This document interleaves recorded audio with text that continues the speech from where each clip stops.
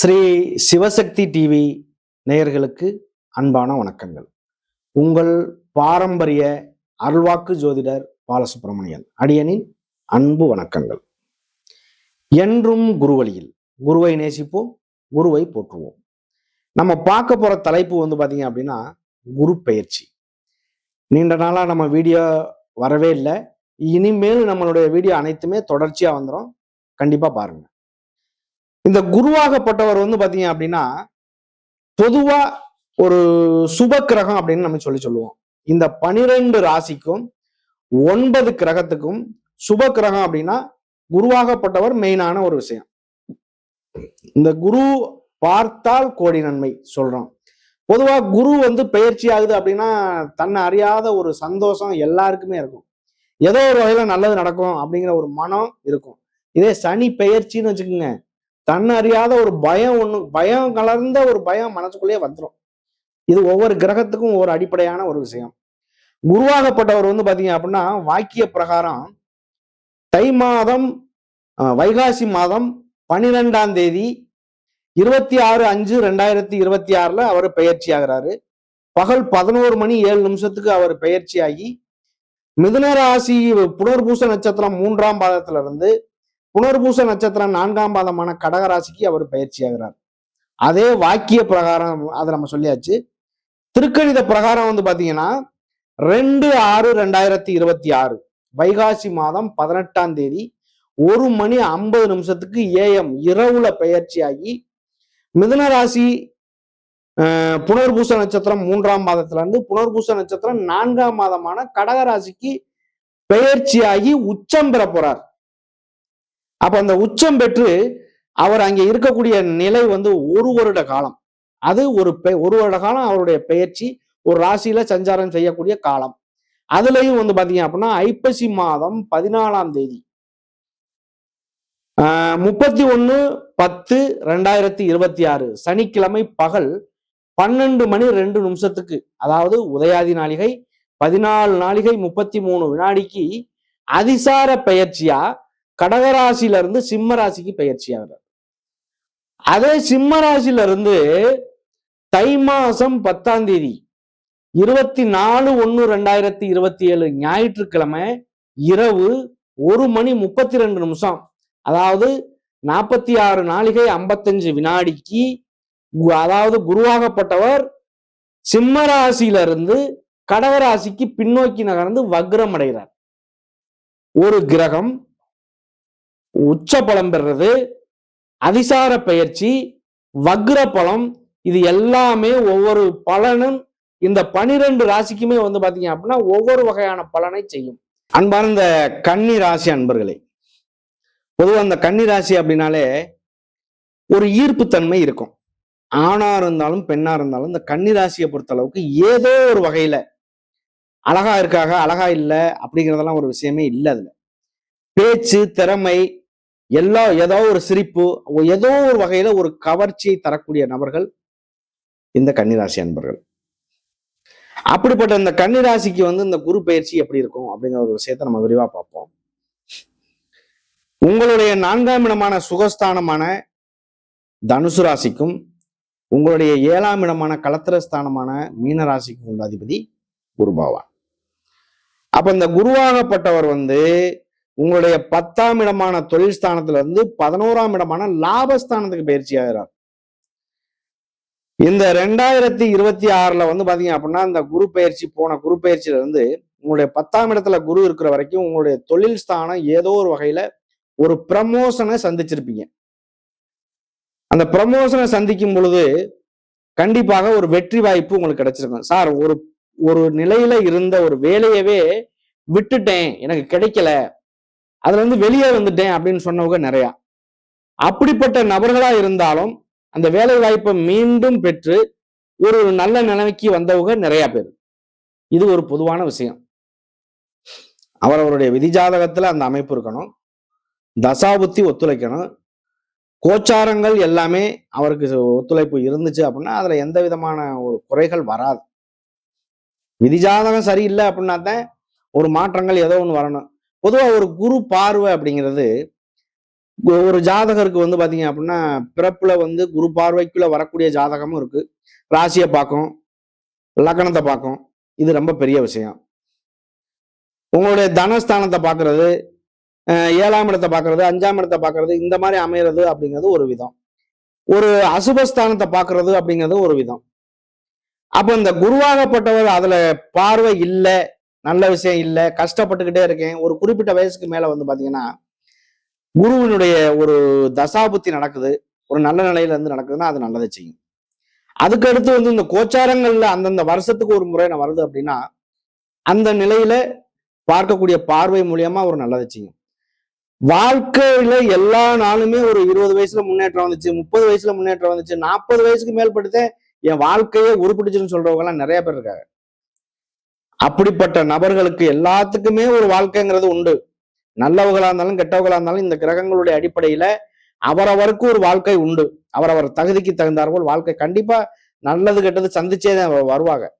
அப்படிப்பட்ட இந்த கன்னி ராசியை பொறுத்தளவுக்கு உங்களுடைய 3ஆம் இடமான முயற்சி ஸ்தானத்தை பார்க்கிறார் உருவாகப்பட்டவர். உங்களுடைய 5ஆம் இடமான பூர்வ புண்ணிய ஸ்தானத்தை 7ஆம் பார்வையா பார்க்கிறார். உங்களுடைய 7ஆம் இடமான களத்திர ஸ்தானத்தை 9ஆம் பார்வையா பார்க்கிறார். இந்த கன்னிராசிக்கு நாள்பட்டு இதுவரைக்கும் திருமணமே ஆகலைன்னு சொல்லிக்கிட்டு இருக்கக்கூடிய நபரா இருந்தாலும் திருமணத்துக்குள்ள வந்துருவீங்க. ஆண் பெண் யாரா இருந்தாலும் 2 பேருமே இருபாலருமே வந்து பாத்தீங்க அப்படின்னா வேலையில ப்ரமோஷன் கண்டிப்பா இருக்கும். உங்களுடைய 3ஆம் இடம், 5ஆம் இடம், 7ஆம் இடம் அப்படிங்கிறது பெரிய விஷயம். இந்த இடம் மூலியமா தான் உங்களுக்கு ஒரு பெரிய விஷயம். கன்னிராசியை பொறுத்த அளவுக்கு வந்து பாத்தீங்க அப்படின்னா உங்களுடைய 11ஆம் இடமான லாபஸ்தானத்துக்கு வர்றாரு. இதை நீங்க மெயினா பார்க்கணும். ஒரு குரு வந்து பாத்தீங்க அப்படின்னா பெரும் பணத்துக்கு அதிபதி, ஒரு குழந்தை பாக்கியத்துக்கு அதிபதி. இது வரைக்கும் எனக்கு குழந்தை பாக்கியம் இல்லாத நபர்கள் மிதுன ராசிக்காரர்களும் சரி, இந்த கடகராசி, இந்த கன்னிராசி, இது எல்லாமே வந்து பாத்தீங்க அப்படின்னா இது வரைக்கும் ஒரு நல்ல ஒரு அமைப்புக்குள்ள வந்தவங்க.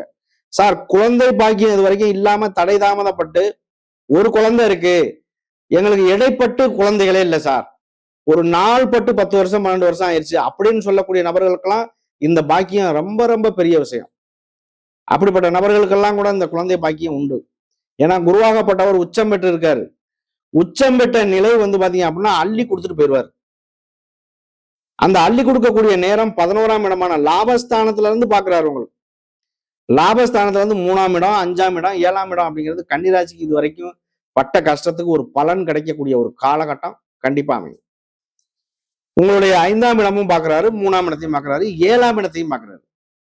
திருமணம் ஆகாத நபர்கள் சரி, கூட்டு தொழில் பண்றவங்களா இருந்தாலும் சரி, 2ஆம் திருமணத்துக்கு காத்திருக்கவங்களா இருந்தாலும் சரி, வெளியூர் வெளிநாடு போற நபர்களா இருந்தாலும் சரி, இந்த மாதிரி எந்த ஒரு லைனுக்குள்ள இருந்தாலுமே ஒரு நல்லது நடக்கும். ஏன் நம்ம சொல்றோம் அப்படின்னா குருவாகப்பட்டவர் ஒரு பாக்கியஸ்தானமான, அதாவது லாபஸ்தானமான பெரிய இருப்பு பணம் பேங்க்ல வந்து டெபாசிட் பண்ணியிருந்தேன், அந்த பணம் வந்து கொஞ்சம் லேட் ஆகிட்டு இருக்கு, வேற எதுல பணத்தை போட்டேன், வர்றதுக்கான வாய்ப்பே இல்லை. இப்படிப்பட்ட நபர்களுக்கெல்லாம் ஒரு நல்ல ஒரு வாய்ப்பு வரும். வாய்ப்பை கண்டிப்பாக பணம் பயன்படுத்திக்கலாம். ஒரு பெரிய மனிதர்கள் மூலியமா, ஒரு சப்போர்ட் பண்றவங்க மூலியமா, அந்த மாதிரி ஒரு சூழ்நிலைக்குள்ள நீங்க தள்ளப்பட்டு ஒரு நல்லது நடக்க வாய்ப்பு உண்டு. இப்படிப்பட்ட நபர்கள் இந்த கன்னிராசி. கன்னிராசியை பொறுத்த அளவுக்கு வந்து பாத்தீங்க அப்படின்னா நிறைய வந்து டாக்டர் லைன்ல அந்த மாதிரி எல்லாம் நிறைய இருக்காங்க. நர்சிங் சம்பந்தமா, பொதுவா வந்து கெமிக்கல், இந்த மெடிக்கல் சம்பந்தமா உள்ள லைன்கள்ல நிறைய இருப்பாங்க கன்னிராசியில. அவங்களுக்கு வந்து அந்த பொறுமை குணங்கள் கண்டிப்பா இருக்கும். அது மூலியமா ஒரு பேரு புகழை பெறக்கூடிய நபர்கள் இந்த கன்னிராசி. அப்ப இந்த கன்னிராசியை பொறுத்த அளவுக்கு உங்களுடைய 3ஆம் இடம், 5ஆம் இடம், 7ஆம் இடம் அப்படிங்கிறது மிக மிக சிறப்பான ஒரு விஷயம். சரி, அடுத்து வந்து இதுல உத்திர நட்சத்திரம் 3 பாதம் வருது. 2ஆம் பாதம், 3ஆம் பாதம், 4ஆம் பாதம், இதனால 3 பாதம். இந்த 3 பாதக்காரர்களுக்குமே உங்களுடைய 11ஆம் இடத்தில் இருக்கக்கூடிய குரு, உச்சம் பெற்ற குரு அள்ளி கொடுப்பாருங்க. கண்டிப்பாக ஒரு அள்ளி கொடுக்கக்கூடிய ஒரு காலகட்டம் தான். நீங்க ஒரு தொழில் பண்ணக்கூடிய நபரா இருந்தா அந்த தொழிலை துணிஞ்சு செயல்பட்டு வெற்றி வாய்ப்பை தேடியே தெரிவிங்க. அப்படிப்பட்ட ஒரு காலகட்டமா அமையும் இந்த உத்திர நட்சத்திரக்காரர்கள். ஹஸ்த நட்சத்திரம் அப்படிங்கிறது சந்திரனுடைய நட்சத்திரமே. சந்திரனுடைய வீடான 11ஆம் இடம் அந்த சந்திரனுடைய வீட்டுல உச்சம் பெற்று உங்களுக்கு வந்து பாத்தீங்க அப்படின்னா உங்களுடைய 4ஆம் இடமான தனுசு ராசிக்கும் 7ஆம் இடமான மீன ராசிக்கும் உள்ள அதிபதி உங்களுடைய 3ஆம் இடமான விருச்சக ராசியை பார்க்கிறாரு, 5ஆம் இடமான மகர ராசியை பார்க்கிறாரு, 7ஆம் இடமான மீன ராசியும் பார்க்கிறாரு. அப்ப பார்க்கக்கூடிய பார்வை மூலியமா அந்த இடம் மூலியமா அந்த நிலையில இருந்து ஒரு வருமானத்தையோ ஒரு திருமணத்தையோ குழந்தை பாக்கியத்தையோ கோயில் வந்து பாத்தீங்க அப்படின்னா சாமி கும்பிடக்கூடிய ஒரு விஷயமோ ஒரு கும்பாபிஷேகம் அந்த மாதிரி ஒரு விஷயமோ இதுக்குள்ள ஏதோ ஒரு வகையில அவரவருடைய நிலை தகுதிக்கு வேலைக்கு தகுந்த மாதிரி ஒரு மாற்றத்தை கொடுக்கக்கூடிய ஒரு நிலை கண்டிப்பா வரும். அப்படிப்பட்ட நபர்கள் வந்து பாத்தீங்க அப்படின்னா இந்த ஹஸ்த நட்சத்திரக்காரர்களுமே இதுல உண்மையான விஷயத்துல பொதுவா வந்து சந்திரனுடைய நட்சத்திரம் அப்படிங்கிறதுனால பொறுப்பு சுமைகள் எல்லாமே அவங்களுக்கு கொஞ்சம் அதிகமா இருக்கும். அந்த பொறுப்பு சுமையை சுமந்துக்கிட்டு வேலையில ஈடுபடக்கூடிய ஒரு நபர்கள் இந்த ஹஸ்த நட்சத்திரக்காரர்கள். குடும்பத்தை அப்படியே வந்து பாத்தீங்க அப்படின்னா இந்த சந்திரனுடைய நட்சத்திரக்காரர்கள் எல்லாமே வந்து பாருங்க ஒரு ரொம்ப பொறுப்பு சுமைகளை அதிகமா ஏத்துக்குவாங்க. சின்ன விஷயமா இருந்தாலும் பெருசா எமோஷன் ஆயிடுவாங்க.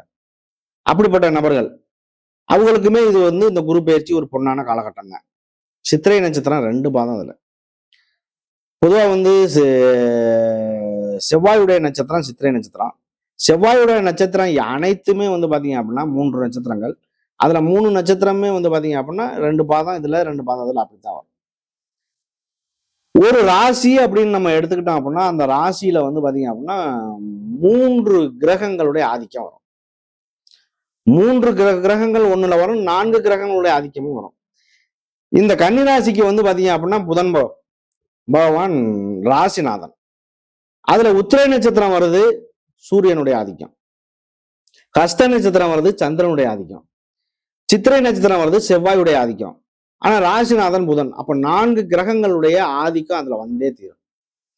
அப்ப இந்த ஒரு சிலருக்கு இதனாலதான் வந்து பாத்தீங்க அப்படின்னா அந்த தசாபுத்தி நடந்தாலோ அந்த கோச்சாரத்தினுடைய கிரகங்கள் அங்க வந்தாலோ இல்ல உங்களுடைய ராசிக்கு ஒரு சுபஸ்தானத்துல ஒரு கிரகங்கள் இருந்தாலோ அது நன்மையை செய்யும் சொல்றதுக்கான காரணம் அதுதான், வேற ஒண்ணுமே கிடையாது. அப்ப இந்த சித்திரை நட்சத்திரக்காரர்களுக்குமே வந்து பாத்தீங்க அப்படின்னா இது ஒரு அருமையான காலகட்டம்.